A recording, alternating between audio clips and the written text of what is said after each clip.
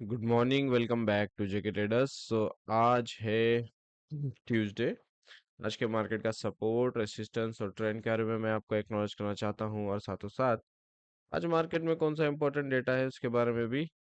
Data के लिहाज से, जैसे कल मैंने आपको समझाया था कि मंडे ट्यूसडे यूएस की तरफ से कोई इंपॉर्टेंट डेटा है नहीं, बल्कि कल वेनेसडे सीपीआई इन्फ्लेशन नंबर्स है, और PC core PC price index भी है फ्राइडे को। तो कल से आना स्टार्ट होगा इंपॉर्टेंट डेटा।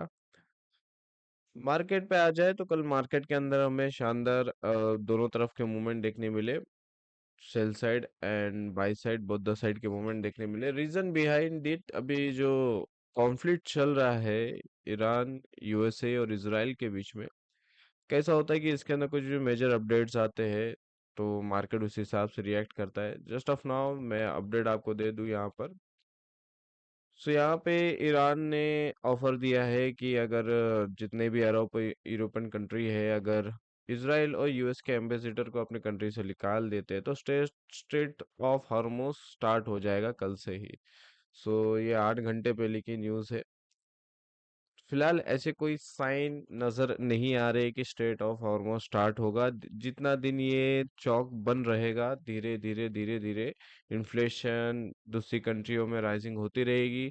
और ये सारी चीजें गोल्ड के लिए एक तरीके से पॉजिटिव है, लेकिन वक्त डिसाइड करेगा।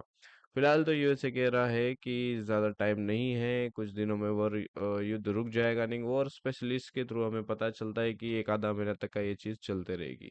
वियतनाम ने अब धीरे धीरे सारी जो कंट्रियों के पास ऑल रिजर्व सब में कम है, जैसे वियतनाम हो गया, छोटी मोटी कंट्रियां जो होगी जिनके पास स्टोरेज ऑफ ऑयल रिजर्व जो होता है वो कम होता है, उनके तरफ से हमें रिएक्शन देखने मिलेगा। तो वियतनाम की तरफ से रिएक्शन देखने मिल गया है।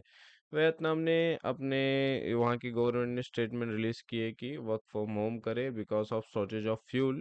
वो देश में फ्यूल की शॉर्टेज दिखना चालू हो गई है। तो ये जैसे मैंने कहा था, वक्त जैसे जैसे गुजरेगा, स्टेट और हॉर्मोन्स बंद रहेगा, तो धीरे धीरे धीरे धीरे छोटी कंट्रियों से बड़ी कंट्रियों पे भी असर देखने मिलेगा, और सारी चीजें इन्फ्लेशन को ट्रिगर करेगी, और ये सारी चीजें गोल्ड के लिए पॉजिटिव ही है इनडायरेक्टली। सो कल गोल्ड ने हमें 5,015 का लो दिखाया, सेम अमाउंट में 5,180 75 का बाइंग साइड का मूवमेंट भी दिखाया। तो रेसिस्टेंट हमारा 5,180 का था। मैंने तो कहा था कि 5,200 के ऊपर गोल्ड सस्टेन करना बहुत जरूरी है, फॉर लेवल ब्रिज होना जरूरी है। अगर एक बार लेवल ब्रिज हो जाता है बाई साइड का, तो देयर चांसेस मार्केट के अंदर बाइंग मोमेंटम कैप्चर हो जाएगा। तो अभी भी मार्केट के अंदर लेवल इंटैक्ट है। रेसिस्टेंट लेवल 5,100 का हमारा रेसिस्टेंट लेवल था, अब 200 का हो जाएगा। 5,050 का मैंने सपोर्ट लेवल दिया था, बट मार्केट ने 5,050 से अच्छा खासा एक लिक्विडिटी लिया। 5,015 तक का मार्केट ने एक लो बना के अपसाइड मूव किया है।